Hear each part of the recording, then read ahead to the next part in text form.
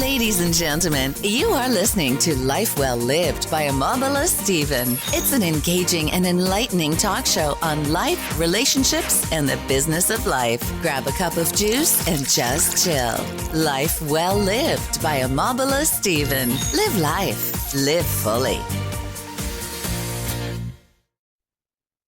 Good to have you on the show. This is Omobola Stephen, the host of Life Well Lived by Omobola Stephen. On the show, we focus on personal development and self-improvement and into spirituality as we've come to realize the importance of embracing personal development and self-improvement along the course of our lives.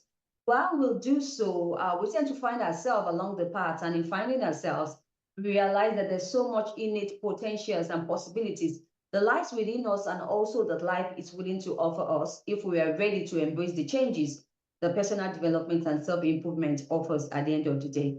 Now, personal development and self-improvement is not something that is going to happen overnight.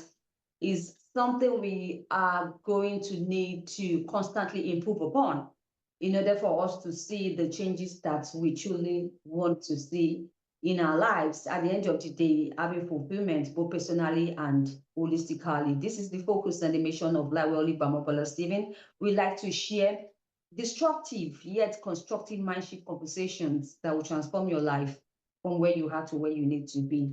Today, I will be talking about mastering time, strategies to maximize your day. And I have Chad E. Cooper, a leadership and business coach, best-selling author, and motivational speaker, joining me on the show. Good to have you, Chad. I'm excited to be able to support your fantastic mission and the audience who is eager to overcome some of the challenges that we all face today. Absolutely. And one important challenge that we can't help but to talk about is about time. How we can really manage our time, both at work and also in the family at home. So that's just what we will be exploring on the show today. So the first question I'd like us to talk about, or the topic I'd like us to explore first, is about time and attitude. Yeah. Managing time effectively, and also uh, our attitude towards time. What is your own insight you like to share on this? Well, I would say there's typically people that fall into one of two buckets. There's the I'm so busy trying to survive, I don't have time to think about a future or to dream, right? They're in survival mode. And then we have others who are highly successful in terms of the social world, in terms of financial and career in those side of things. And yet they're incredibly unfulfilled and unhappy. And we see celebrities all the time that, we see as examples, they had everything except for the thing that they wanted the most. And so it's important that we really kind of look at in survival, we need to be spending our time moving from survival to stability. And so often people in survival are trying to get to success and they skip the stability, which is really where the meat is in a sandwich that keeps us stable. And once we have stability, then we can move to success, and then we can move into, absurd abundance. For the other side of that is people who are already, let's say, successful, and we can be subjective about what that means. We'll say by society's expectations or standards. And often these are the people that I work incredibly well with and have a track record of 11 to 13 years consistently with my clients. And I've been doing this coming up close to 20 years now. And so when we look at that, I think those are hopefully the people that we can more closely associate with, that we've had some successes and we've had some wins. But we also see that we see ourselves in those to a certain extent as the over-functioning individual or even executive who's applied force to achieve her way forward or his way forward. It's kind of a societal understanding of, if I use enough force and we embrace this all or nothing thinking and progress through just constant execution, right? Just keep on pushing our way forward and bulldozing our way through.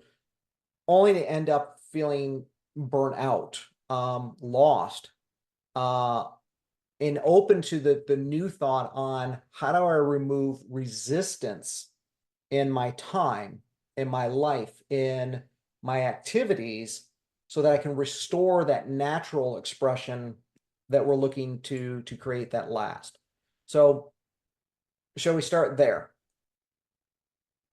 Absolutely. But Okay. really, my listeners like for you to, can you share strategies that can help them to identify and eliminate time wasting habits in their daily routines? You and I know how it is like, especially in this very dynamic and so stressful life that we constantly face on a daily basis.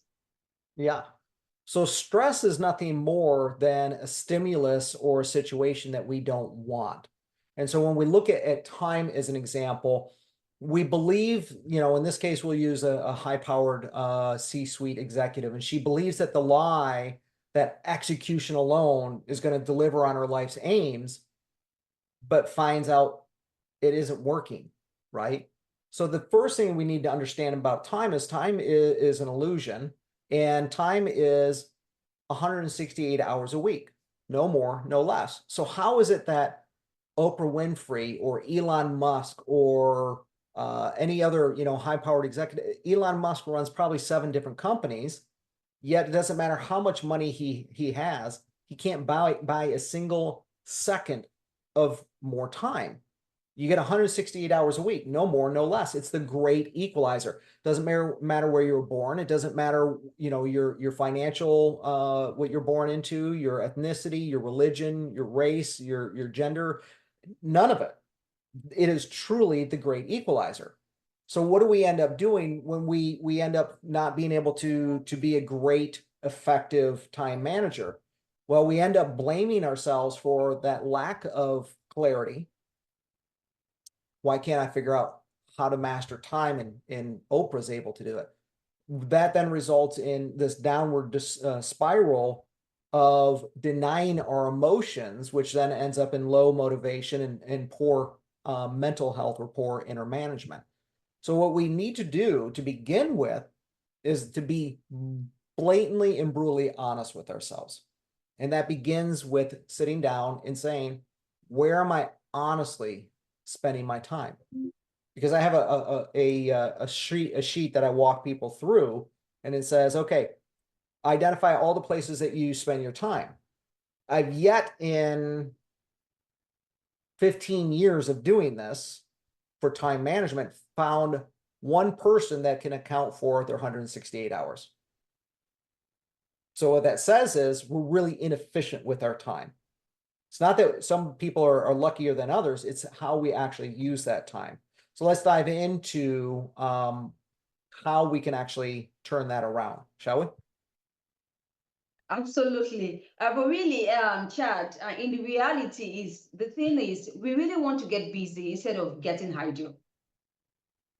Yeah, so one of the things that we've been taught by our public school systems, by our society, and we saw this on a very blatantly large scale during COVID, is that we are taught and trained that if you do enough activity, that's going to result in success, and that's not true. A lot of activity without a clear focused direction is like pedaling our wheels, or it's like an octopus on roller skates. There's a lot of movement, but not in any particular focused direction. So when we look at our time and we look at how we're spending that 168 hours, we have to move past the biggest obstacle, which is distraction. Because distraction's goal today is to actually result in addiction. And I know that's not something that people want to think. I'm not an addict. Well, I don't know. If we actually measured, and today's phones allow us to do that, and you can actually do that on your computers as well today. If we actually looked at it, how much would it actually tell the truth of where you're spending your time on social media, or on binge watching episodes of some television series, or Netflix or Amazon Prime, or whatever that may be? We are inundated with the distractions. And the reason Elon Musk, as an example, is so effective, regardless of how you feel about Elon Musk, whether you love him or hate him, it's his behavior that we can look at and say, does he get results? So we move past activity and we say, what are the outcomes? What are the results that I'm committed to? And by doing that, we then have to remove the distractions, because those distractions' goal is to get you addicted to pornography, social media, food, right? Of course, drug and alcohol, workaholism. Some people are addicted to working out too much and they abandon their responsibilities in other areas of their life, such as their family or their career. So the first is to look at, where do you have distractions in that 168 hours, and why are you addicted to those distractions? Thank you for sharing that perspective with my audience, Chad. So I'd like us to talk about the time management at work. Can you provide helpful tips that can help both managers or leaders and Yes. to maximize their day effectively by mastering their time? Yes. So when we look at people who are masterful in this, when we look at people who are leaders in this area, the thing that they do exceptionally well is they move past distractions and they don't get stuck in those distractions, because those distractions are out here. What they do is they actually hyper focus because they understand what their purpose is. So there was a great mentor in the financial industry, Graham, who said, it's not your strength that holds you to your purpose, it's the strength of the purpose itself. And so another way of saying that is what's your why? When these high performers get up, and I have the privilege to coach billionaires, professional athletes, Olympians, all of which have won multiple gold medals, have won world titles. I'm the guy behind the scenes you never knew existed. And they intentionally don't want you to know that I'm there, because what I help them do is remove the distractions. And if we focus on what is our why is this a must? Then that inspires us and pulls us in to say, this is what I'm absolutely committed to. So for us to attain that aspiration, for us to really manifest that why, we have to be willing to let go of desperation, of scarcity. We have to let go of the distraction of multi-directional, behavior or hesitation, and make a decision and commit to taking action on it, and to problem solving, because believe it or not, problem solving isn't taking action. So we have to make decisions on the other side of that and take action on that. And what that then moves us towards, if we know what our why is, that brings in the energy of coherence, of wholeness, and most importantly, of expression. So how do we begin doing that? We begin by looking on our calendar, and we realize that the subject line, we've been taught to be appropriate in our language. Like, put on your calendar workout. Who wants to work out? The word itself is exhausting, right? So we want to actually understand that our purpose is how we feel. Okay, it's not what kind of car you drive with the badge on the hood, or what purse you have with what brand name is on your purse. It's not about what zip code you live in, or how much money is in your bank account, or the title on your desk. Our purpose is, how do we want to feel on a consistent and day-to-day basis? And if we can actually put that into the subject line, then we're inspired by our purpose. We're inspired to go and do that activity and let go of the distractions. And that our purpose is how we want to feel, what emotions and feelings we want to experience on a day-to-day basis. Then we need to have the courage to actually put them in the subject line of our calendar. Elon Musk, Oprah Winfrey don't have a problem with understanding what emotions they want to draw in and create on a day-to-day basis. And so they are interpreting in the subject lines of their calendars, or they're putting that outcome very clearly in the subject line. But society is going to tell you, oh, that's inappropriate. Oh, you shouldn't do that.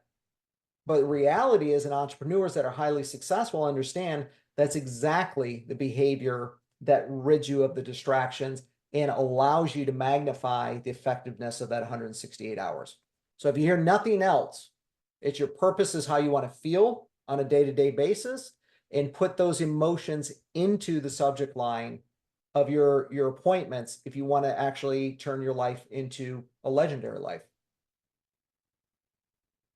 Okay, let's also dive into time management at home because really we like to focus on time management at work, but about home, we also have distractions. How can we effectively manage our time? Yeah, so let's think about where we waste that time. In our home, let's say if we have a family, we have children, and we're running those children around to maybe a music practice or a sporting practice, or we're taking them to school or wherever we're toting them around. How many of us are missing the opportunity?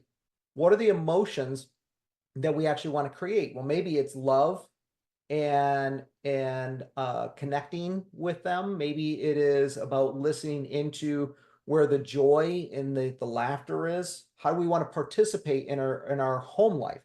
Be that a spouse or children. But here's what actually happens. We get in the car and the kid's in the back seat tuned out with some smart device while we're on our phone listening to an audiobook or returning a voicemail. We have the perfect opportunity to connect, to be a super parent, and we squander it because we don't recognize that's the moment that we want to lean into. And so in our personal lives, we have these opportunities, but because we don't know the emotions that we want to experience and they're not carved out to be intentional, we squander them. And so that's one, we wonder why. If we want to have a deeper relationship in our faith, how much time are you spending with it? So the problem is that we have people that are present physically, but not even there emotionally. And so we want to actually use that language. As an example, when I would take my son, walk him to school, it was, what are the two best things that happened to you today, and who is better because of you today? And so we had asked those questions so that we were connecting. So we were looking at the joy, we were looking at the laughter, we were looking for what's right. But so often we're in the same space, completely disconnected, and we're missing that opportunity. All right. Thank you once again, Chad Cooper, for your insight on the show. But in all of this, looking at time management, especially at work, I'm thinking, or do you think we organizations should begin to incorporate AI into the work life to make time management easier to enforce? I would say that I've found AI to be highly effective in both my personal and my work life. So I've used it when we use these things. I'll give an example in this of profiling. We live in a day and age today where we say, oh, profiling is a terrible thing. No, profiling's been going on since the beginning of time. Ethical profiling is what we want to be using, not unethical. And AI is no different. We want ethical artificial intelligence. And so we understand that, weapons don't create violence, moral decay does. And AI is not going to be any different. It's not going to be immune. If we have moral decay, then we can use AI for nefarious and illicit purposes. But when we use it with ethical consideration, I can use it to say, hey, what are some activities that I can do this weekend with my young ones? And maybe it'll say board game. Maybe it'll say take them to putt-putt golf. Maybe it'll say go kick around a football, or who knows what. But what we can do is help it to make our lives more effective by doing some of the work for us. I want to go on a vacation. It can help us coordinate and orchestrate that very effectively. And you can even go in, as I do, I say, I want to do off the beaten path activities. And so in that process, if I go to Rome or I go to France as an example, I don't get on the tour buses, but I also don't walk everywhere because that wouldn't give me enough time, because it takes so long to get from point A to point B and you might be worn out. So AI has helped me say, why don't you do bicycle tours? You can get into the back alleys, you can get into the scenes and get away from the crowds, but you can do it in a time-based manner that allows you to see everything at a much more leisurely pace. Now, from work consideration, I use it all the time. I don't consider myself to be that brilliant to know how to communicate and articulate perfectly. So AI allows me to just speak naturally, and then I can say, polish this up or make it more empathetic, make it more compassionate, make it more direct, allow myself to be more assertive, not aggressive. So it allows us not only to go in and really dial in that message, but it also allows us to learn in the process. Oh, that's what effective communication looks like. I had a person ask me to read their book and give them an endorsement. I didn't have the time to do it, so I had AI go through and give me a summary so that I could take a look and say, okay, I understand what this is about now. So it really allows us through effective playfulness to get used to it and to really start, understanding it, to be far more effective with that 168 hours and really compress that time to get the outcome as opposed to more activity. Chad, I'd like you to quickly tell my audience practical techniques that can help them cultivate a positive mindset, especially in stressful situations. Now, I'm talking not just in the workplace, even personally.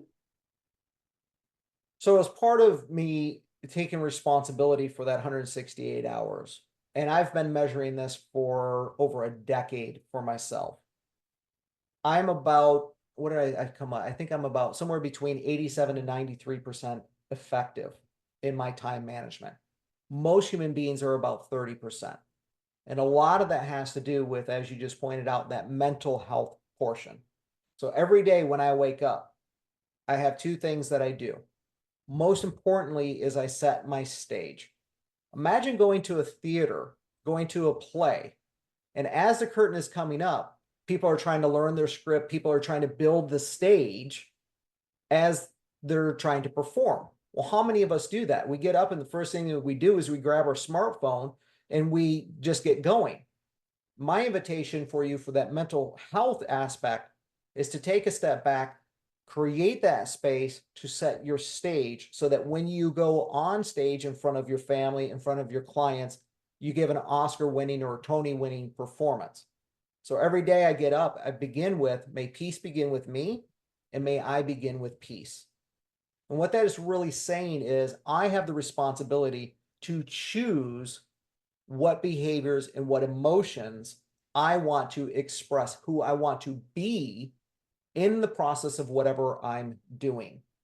And so many of us think, oh, you don't understand. You don't know my world. You don't understand my culture. You don't understand my environment. You don't understand the people I'm around. Yes, I do. But we have a choice.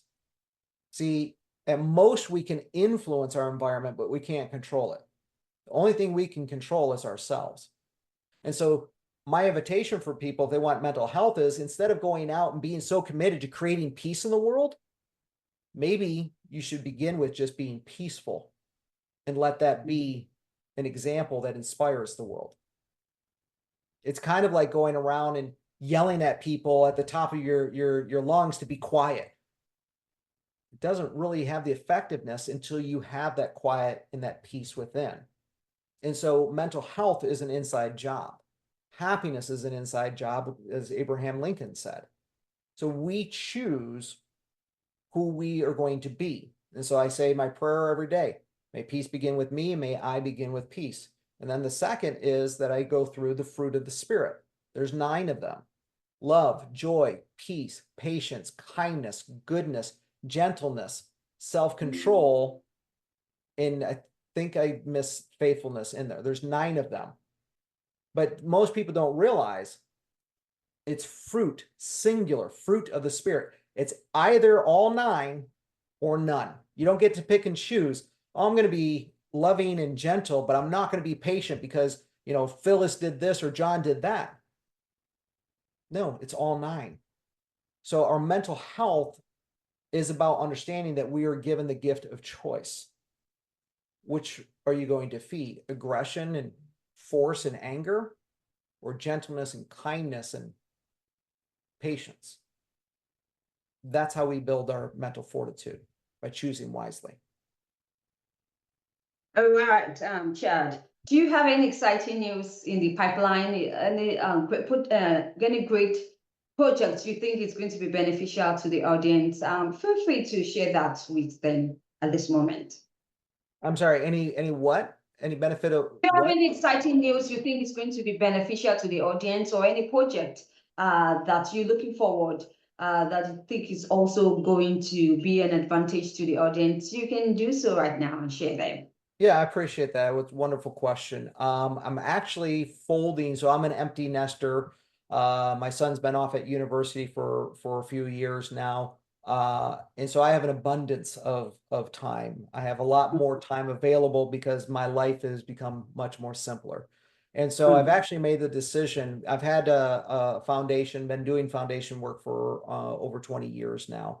And what I'm actually working to do is folding my business under the foundation even further and taking people. I will be going back to New Zealand, where my family is also from. I was adopted into the oldest indigenous tribe, the Waitaha of New Zealand. And so as a tribal member, I bring people to learn about the ways of the indigenous, of what it means to be human again. We live in such a toxic society. We've lost touch. We've lost the template of what normal and healthy even looks like, because people have never seen it in some cases. It's kind of like people who live in the South who've never seen snow, right? And so I bring people and invite people to New Zealand so that they can return back to what healthy is, so that they can actually see what normal looks and feels like. So that's something that I'm excited about building for 2025. That trip will be coming up. And then also continuing to do the mission trips and the work that I do through the foundation. So my exciting part is that I will be taking the message that I am sharing out with the world to a much larger global scale. So our hope is to impact about 167 million people, and for them to be contagious to support and benefit the rest of the world. Oh, that sounds great, Chad. Wish you best of luck in this project and the subsequent ones that you embark upon. Do you have any parting word you'd like to share? I would just simply invite people, if they want to go out to my website, is chadecooper.com. E is an echo, chadecooper.com. You'll see that I have a free book out there, How to Turn Your Work Brain Off, even if your work doesn't want you to really help support with the time management of, as we've been discussing, the work and personal and mental fortitude piece. Is a really quick, easy read to help support people. And I've actually, for the first time in 18 years, opened my coaching practice to taking on, I'm probably going to say 6 more clients. So I've actually found that I have capacity to serve at a higher quantity without reducing the quality. So you can go out and learn a little bit more about what it looks like to work with me directly. And if you're interested, reach out and we'll have a conversation. Great, good to know.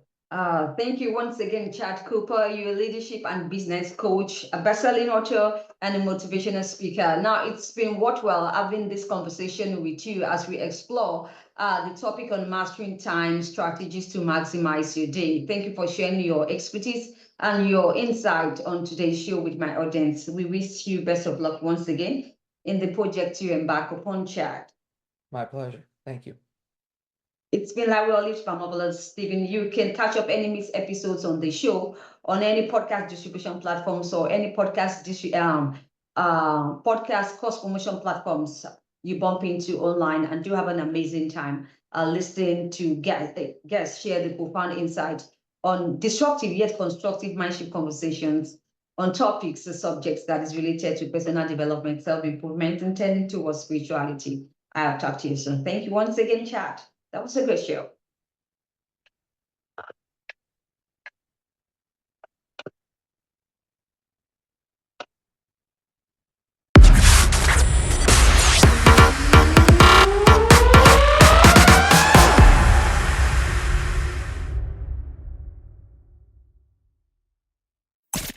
We hope you've enjoyed this episode